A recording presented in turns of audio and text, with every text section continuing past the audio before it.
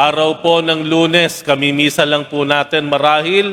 Marami sa inyo, kasi simba lamang kahapon, araw ng Linggo. Pero naririto tayo ngayon sa simbahan muli. Puno ang ating simbahan. Bakit?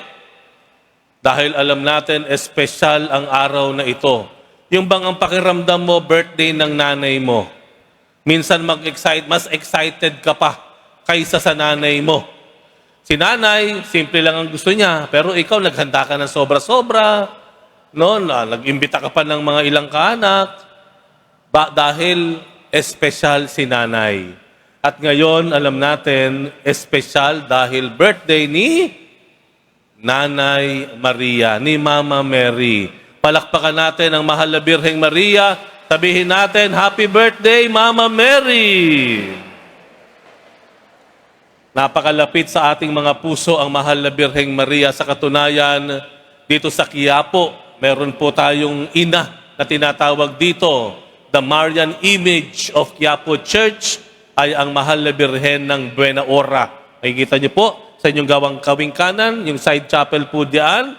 Makita po natin ang Birheng ng Buena Hora. Dito naman sa inyong kaliwa, may maliit po dito sa baba, ang Birhen ng Buena Hora. Tatanungin ko po kayo, ano po pagkakapareho ni Batman tsaka ni Superman?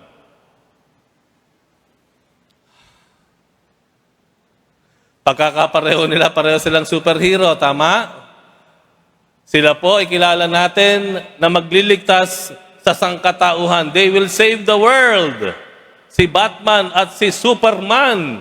Ano pagkakaiba nila? Ano pagkakaiba nila? Si Superman po ay may supernatural powers. Dahil hindi siya tao. Hindi siya galing sa mundo. Siya ay galing sa planetang Krypton. Di po ba? Yan ang kwento sa atin. No? Kaya nung dumating sa mundo, sa kanyang supernatural power, ang bilis niya, nakakalipad siya. Hindi siya tinatablan. Yung kanyang katawan, hindi tinatablan ng bala, ng kanyon, no? Kaya niyang ikutin ibalik ang ikot ng mundo, yung rotation. Tama po? At sasagipin niya ang mundo because of his supernatural powers. Pero si Batman ay mula sa Gotham City. Kakaiba kay Superman, si Batman walang supernatural powers. Hindi siya galing sa kung anumang planeta. Siya ay galing sa mundong Earth. Siya ay kagaya mo, kagaya ko, siya ay tao. Pero naging superhero siya, bakit? Dahil sa kanyang talino. Dahil sa kanyang yaman, ginamit niya ito para makaimbento ng iba't ibang mga gadgets. No? Meron siyang yung damit na hindi tinatablan ng bala, meron siyang Batmobile na napakabilis na kotse, at marami siyang mga gadget na nakapaikot dito sa kanyang bewang, doon sa kanyang sinturon. Pero, ang kakaiba sa kanya, siya ay taong-tao. Walang supernatural powers. Sa tingin po ninyo, paano sinagip ng Diyos ang mundo? Kagaya ba ni Superman o kagaya ni Batman?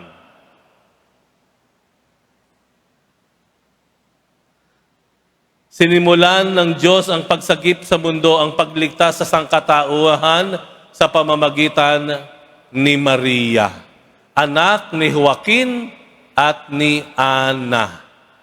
Parehong tao, nanganak ng isang tao normal. Ang pangalan, Maria. Ito ang naging hudyat ng simula ng pagliligtas ng Diyos sa sangkatauhan. Bakit? Dahil sa taong ito na si Maria, manganganak siya, lalabas ang Diyos na nagkatawang tao, na ang pangalan ay Jesus o Emmanuel.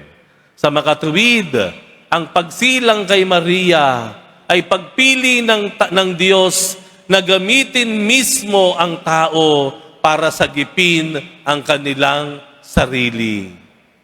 Kumikilos ang Diyos sa ating pagkatao. Kumikilos ang Diyos ng kanyang pagliligtas sa ating kasaysayan in human history. Ano sinasabi po nito? Ang sinasabi po nito sa atin ay pahalagahan po natin ang ating pagkatao. Bakit? Dahil ang malaking pagliligtas na ginawa ng Diyos ay hindi sa pamamagitan ng isang alien na galing sa ibang planeta. Ginawa at sinimulan ng Diyos ang pagliligtas sa sangkatauhan, sa kasaysayan ng sangkatauhan, sa pamamagitan ng taong kagaya mo, kagaya ko, kagaya nating lahat.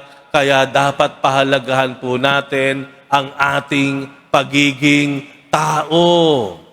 Kaya pansinin niyo po, ang ipinangalan sa magiging tagapagligtas ay ano pangalan?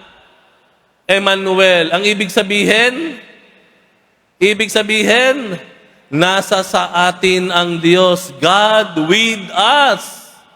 Meaning, tao man tayo't ganito tayo, pero nasa sa atin ang Diyos. Nananahan sa atin ang presensya, ang kabanalan at kapangyarihan ng Diyos. Nasa sa atin po. Kaya mahalaga po na ingatan natin ang ating buhay. Maging bukas tayo sa plano ng Diyos sa ating buhay dahil sigurado po natin na kahit sino ka pa man, ano pa man ang kalagayan mo sa buhay, gagamitin at gagamitin ka ng Diyos para unti-unti papunta sa kaganapan ng kaligtasan at kaganapan ng buhay para sa tao. Amen? Minsan po hindi natin kailangan ng kung sino pa mang Superman para sagipin tayo. Father, paano to? Gagamitin ako ni Lord. Iniwan nga ako ng asawa ko. Gagamitin ba ako ni Lord? Matagal na ako walang tatay. Nawala sa bigla. Disappearing act. Paano ako gagamitin ni Lord? Ang dami kong sugat. Ang dami kong hinaing. Ang dami kong daing. Ako mismo, hindi ko masagip ang sarili ko. Sasagipin ko pa yung iba. Exactly. Gagamitin tayo ng Diyos hindi dahil sa galing natin. Hindi dahil sa tayo malakas, marunong. Gagamitin tayo ng Diyos para sa paghihilom, kagalingan at kapakinabangan, kaligtasan ng iba sa gitna ng ating sakit, pagkukulang. Bakit? Dahil ano sabi dito sa huling bahagi ng Ebanghelyo? Emmanuel, nasa sa atin ang Diyos.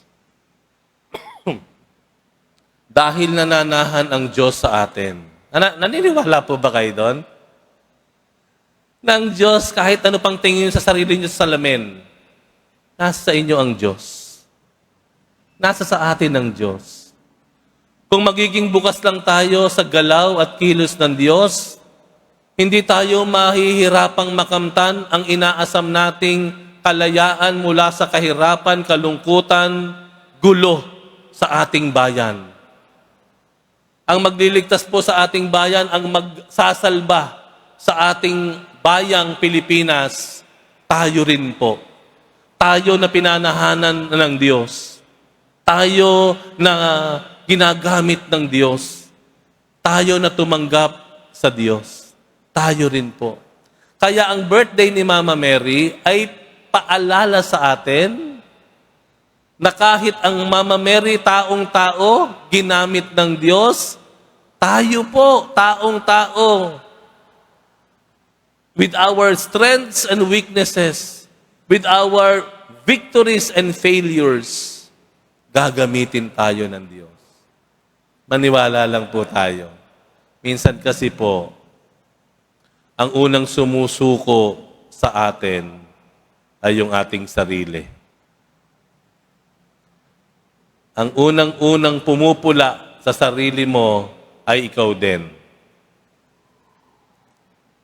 ang unang-unang umiinsulto o nangiinsulto sa iyo ay ikaw din.